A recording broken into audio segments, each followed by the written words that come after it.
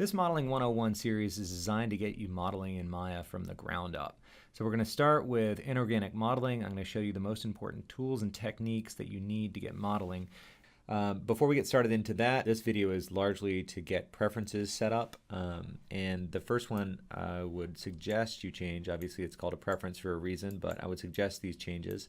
These help identify mesh issues and just make your mesh a little bit easier to understand.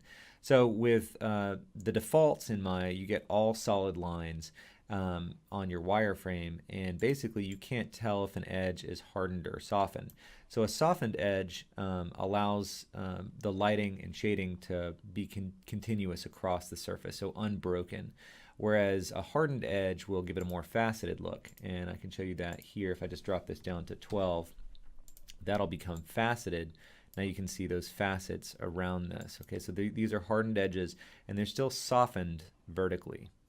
So, but you can't tell that. There's no display to show you that.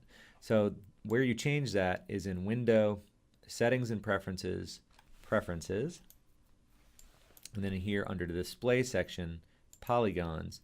You want to set your edges to soften harden and your highlight to border edge.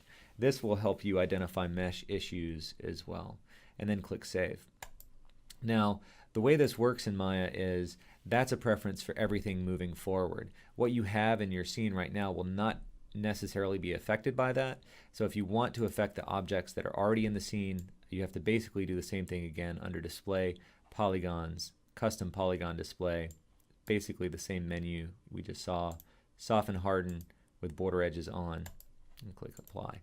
All right, so basically that just allowed me to see that on the active objects, but I didn't have to do that if I didn't have any objects in the scene. It would have worked going forward on any new object as long as you continue to use Maya with those preferences. So now you can see that the dashed line, that represents a softened edge, and the solid line represents a hardened edge, and you can see the difference visually on the mesh. And again, if I just push this back up, you'll see they all look softened, which means we now have this smooth lighting across the whole thing. So soften hardened edges just allows you to really quickly see where you have hardened edges and where you have softened edges, and that is important in modeling. Another important thing that is off by default when you're modeling here is under Display, Heads-up Display, and then Poly Count. So Poly Count is super useful because it allows you to see where you might have doubled up geometry, among other things. So basically the way you read this is all the different component types over here. This is the number of those components that are in the scene, and this is the number on the actively selected object. Right now they're the same, but that's just because we only have one object in the scene.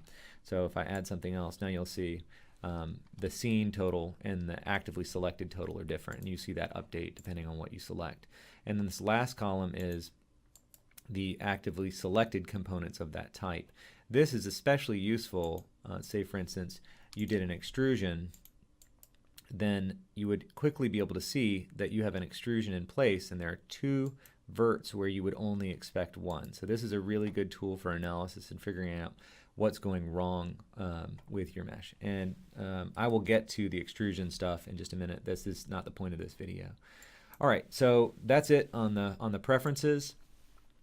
If you want to follow along with what I'm going to demonstrate, then the source file is going to be available below. And I would recommend go ahead and set your project. So it's just File and then Set Project. And go ahead and set that to the folder that has the workspace.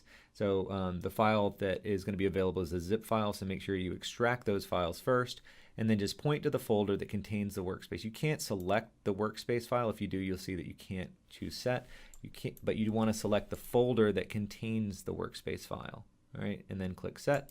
So now that will work, and basically the reason to set project in this particular case is I have some preset shaders and textures in here that will make this look just a little bit better as we go through the examples.